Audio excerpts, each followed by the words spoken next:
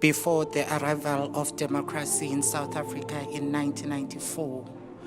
There was a mere 2.7% representation of women in parliament. Since though, things have changed. Leadership positions in politics were previously dominated by men, and women's entry into the sphere has been included in South Africa's globally acclaimed narrative triumph.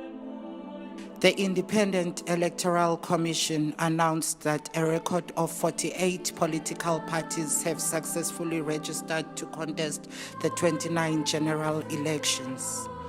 Most have been formed recently, suggesting that many see an opportunity to capitalize on voter uncertainty after the Zuma years.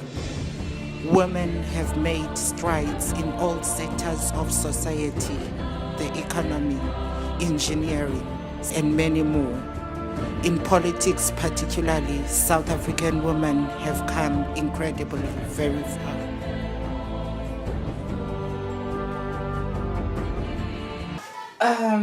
Ntombekhaya, thank you so much for giving me your time, and I just appreciate it, even though it's late.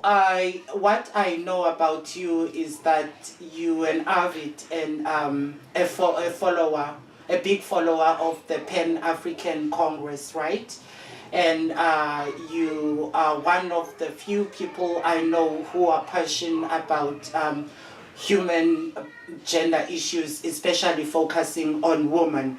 So what would you say that after 24 years into this democracy that we're having now, we still don't have a woman in the presidential seat?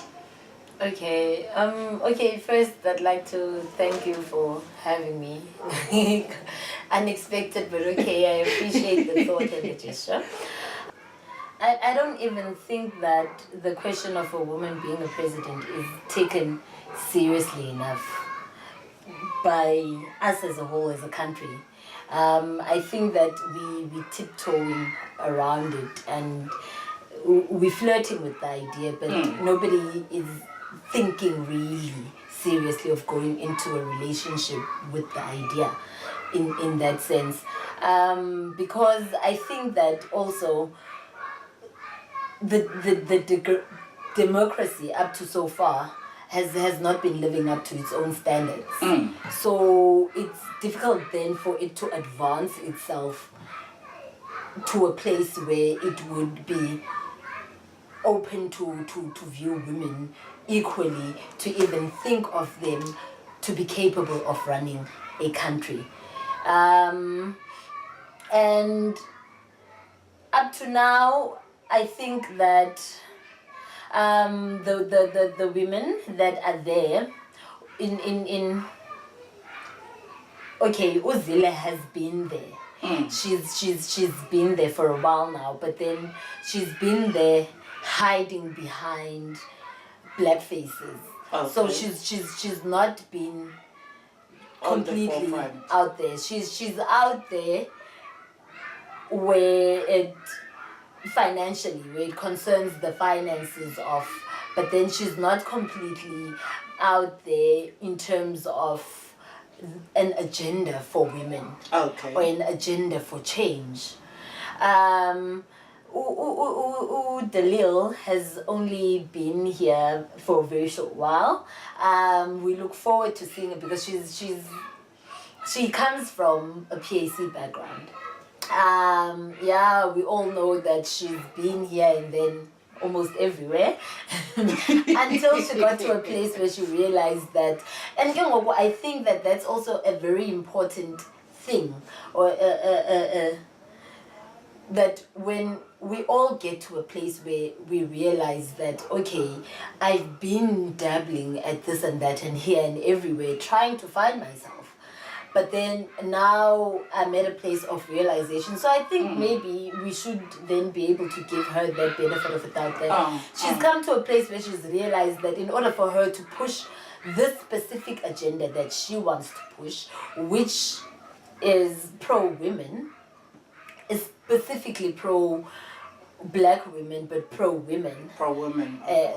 So pushing this agenda would mean that she needs to go at it on her own, on her terms, So I think then maybe with this shift that she's brought in, we'll see the new political party, we'll, which is we'll the see good. we'll see maybe a possible rise in women then taking a bigger initiative, because most of the time you find that there are women driving forces behind these big male Majestic political yeah.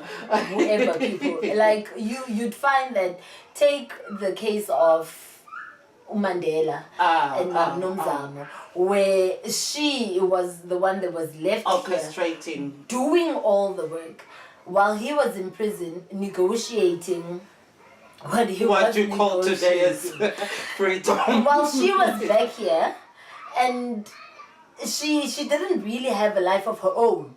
Her life revolved around the embitterment of her people, and her life revolved around her pushing the voice of women and pushing the struggle forward. So you always find that the women are at the back. And these things then we only get to hear, or people only get to experience you as a powerhouse, as a woman, once you no longer exist. So I think there might be a possible shift toward South Africa then actually being ready for a female president. Oh. I am a woman. There'll be hurdles and mountains, but I'll jump and I'll climb. I will scrape my fingers to the bone to reach the summit. I may not be smiling, but I'll be thriving. My heart will be beating and open, and I will have done it. We are women. Together we have power. Let's increase our choices. We are women. Together we have power. If we all raise our voices. Okay, women are fully equipped to run parliament, but the basis of parliament is built on patriarchal standards, and it's built on a system that operates by oppressing women. So the nature of parliament in itself is oppressive towards women already. So it would take a total shift. It would have to be a complete shift to what parliament is currently. Okay.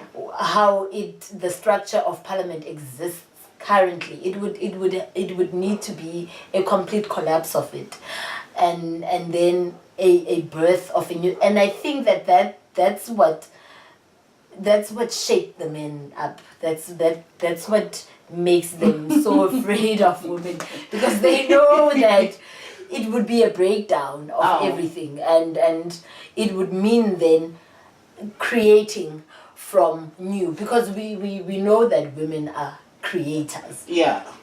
So it would mean then a new creation. And well, men in general are not ready for new creations. Wow.